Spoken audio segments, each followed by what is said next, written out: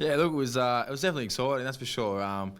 Sando and Campo came to me early in the week and said Ablett to be the man, which I kind of expected, and it was really good, really good. I enjoyed the challenge, and he's a great player, and he's one of the best getting around at the moment, and will be forever. So it was really exciting, and I really enjoyed it. How did you approach it? Were you nervous, or what was the attitude before the game? Yeah, look, I think nervous was an understatement. Like I said, Gary Ablett's an absolute champion, and he's one of my idols growing up, and still is. And to get the opportunity to play on him was awesome. So I did a fair bit of work during the week, just watching his last couple of games, and the way a few blokes have gone about it this year, playing on Gary, and just tried to take that into the game on the weekend, and also a lot of help from Nathan Van Berlo and Scott Camporelli as well was awesome. So no, it was really good. You've had a lot of big jobs, but is he different to playing on anyone else? I mean, there's sort of basically a no tackling role, isn't it? Pretty much, yeah. No, look, it's I just treated him like I do everyone else every other week. It's like I said, I know he's a champion, but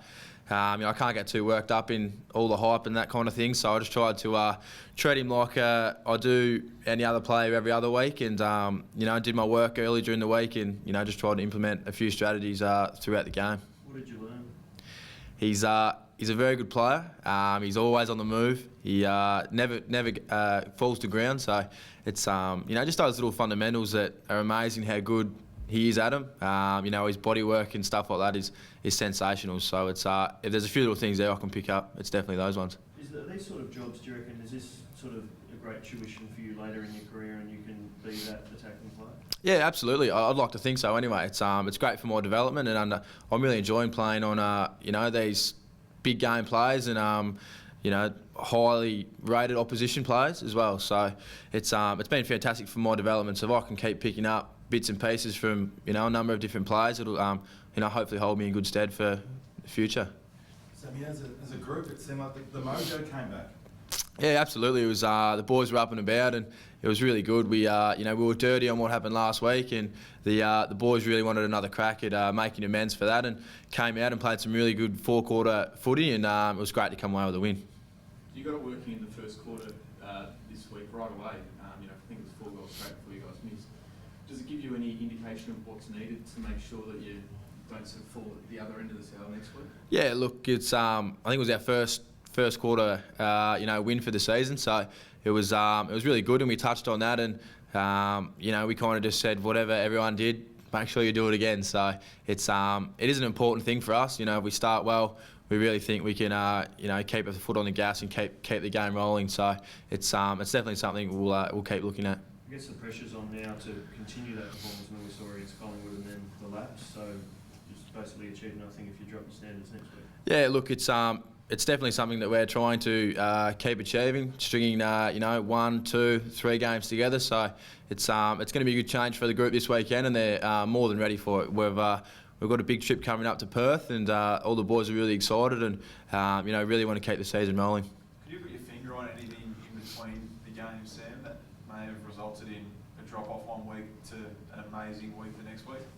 Oh, look, I'm not too sure. Everyone's kind of different in their recovery, preparation. So everyone's mindset's different as well. You can't really you can only control one's mindset to a certain level. The rest is up to the individual players. So it's hard to put it on one thing really, but we're still fielding through that. It's going to be a tough road trip, though, isn't it? Yeah, absolutely. Perth always is, and I think the boys are really relishing the challenge of going over there on a 7-day break and taking on Fremantle, who are a really good side. But look, we're more than ready and we're up for it, and we're looking forward to it.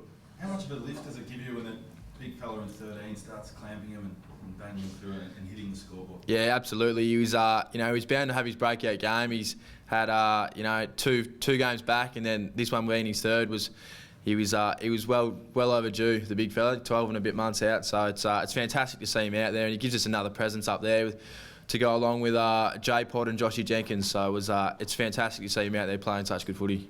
With Sauce under a cloud coming up against Sandlands, is it almost actually less important having a great ruck against Sandy? You just concede the taps to him and...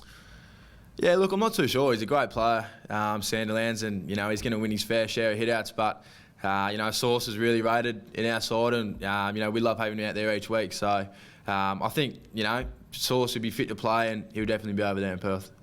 Do you need to try to match their pressure? You mean they only play one way and it's going to be on. Do you try to Yeah, absolutely. rise them? Yeah, absolutely. You know, they're a great side, like you said, and pressure's their number one KPI, and every team knows that. So we got to go out there and play, you know, high intensity, you know, tackle, chase, all the 1%ers, you know, just like they do. So if we can match them in that area and hit the scoreboard early, it should be a good game. On that, Freo don't kick big scores. Do you think the way to maybe getting them away from their comfort zone and their pressure game plan is to just hit them on the scoreboard as hard as you can? Yeah, absolutely. I think, you know, the biggest pressure in footy is scoreboard pressure, and you know, it's the one thing that can put a team under pressure in that way. So it's definitely something we'll look at during the week. You know, how we go about it and stuff like that. But as long as we're out there, you know, with really high intensity pressure, chasing, tackling, and you know, hitting the scoreboard, taking the most of our chances, it should be really good. I heard a bit of a gripe yesterday from Guy McKenna about the length of the grass, and then Danger mentioned it this morning as well. Did you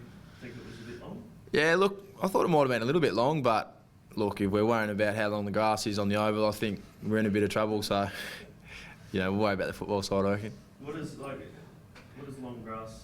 You know, how does that affect the game? Look, I'm not too sure, to be honest. I didn't really take any notice. I was kind of focused on one job, but I heard a few of the boys mention it. But like I said, if the boys are worried about how long the grass is, I think, you know, they're in the wrong headspace.